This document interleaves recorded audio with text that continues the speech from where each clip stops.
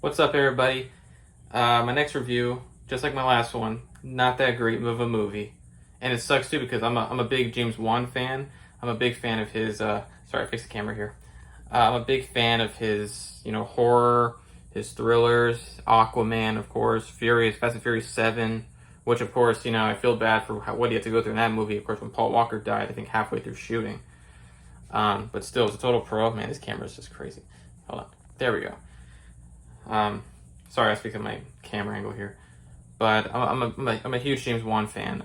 But sadly, this was his first horror movie that he's directed since I think The Conjuring 2, because he didn't direct the third one. He had someone else, and maybe that's why that one wasn't that good either, or that great. It was decent, but not that great. This one's called Malignant, and this is more of you could tell it's more of like an independent horror movie, even though it had Warner Brothers behind it. But this movie wasn't that great. It just wasn't, and it sucks because James Wan's a really good director, but this one, I mean, the writing was not that good. Just overall dialogue, and then you only had one recognizable actor in this movie that I can remember, and that's the main star. And you'll recognize her. She was in the Tom Cruise Mummy movie, which sucked. She was in a movie that I really liked, which was Tag. So good. And she's done other movies as well. I think she might have been in the first Annabelle movie, I think. I think she was in the first Annabelle movie. I could be wrong, but I'm pretty sure she was in that movie. And then, of course, she made the cameo in, I think, the third one, when it was, all connecting back to that first one. And then everyone else was, I felt like unknowns. That's how independent it was. And I'm like, really? You couldn't get other recognizable actors in this movie? No wonder it sucked. You only had one recognizable actor. And everyone else they all sucked. Just put it that way. They sucked. And, I mean, what can I say? It was trippy at times.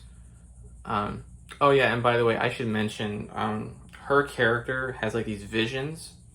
Usually I should start with the plot first, but sorry, when movies suck this bad, there's no reason to, but basically she sees visions, and then she kind of figures it out that these visions become realities.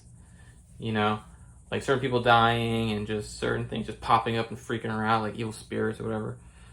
I like the title Malignant, because I was like, ooh, that's a good title for a horror movie, and then it sucks.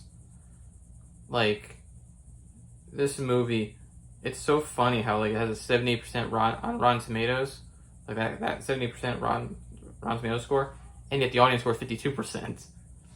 I mean, that's how you can tell good movies from bad movies now.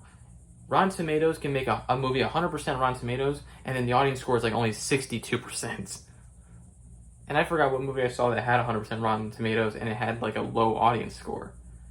No one takes Rotten Tomatoes seriously at all. We only look at the audience score. If the audience score is better than Rotten Tomatoes, that's how you know it's a good movie, or a great movie. And some of those movies don't do well, sadly, and then some do. But yeah, and this review is gonna be short, just like the last one. There's no reason to go into detail. It was trippy. All the actors sucked. Dialogue sucked. And this movie sucked. So that'll do it for me here. Sorry, the movie sucked. So that's 2 bad movies in a row from the same company. But my next review is going to be better because it's about the first season of Monsters at Work, which was 10 times better than both these movies combined. And then I think there's other stuff I gotta watch at some point. Oh, yes. Next week, next Monday, or Tuesday, whichever one, I will give you my review on the upcoming Clint Eastwood movie, Cry Macho, which I am so hyped for. Because this is his first kind of Western movie since Unforgiven. And I saw him actually, behind the scenes of him getting on a horse for the first time since Unforgiven. That man still got it. At 91, that guy's still spry and still got it. So be on the lookout for that review, which actually, that'll be my next review. Oh, and look, that's gonna make 3 movies in a row from Warner Brothers, and that movie's probably gonna be the better of the 3 total. Because it's Clint Eastwood, and his movies are better than most superhero movies, basically, because it's Clint Eastwood, whether he's in the movie or not. So that'll be my next review, and then I'll have Monsters at Work Season 1, and then whatever else that recently came out that I have to watch, I'll review. So anyway, just that'll do it for me. And again, stay safe, stay healthy, take care of yourselves, everybody. I'll see you in the next review.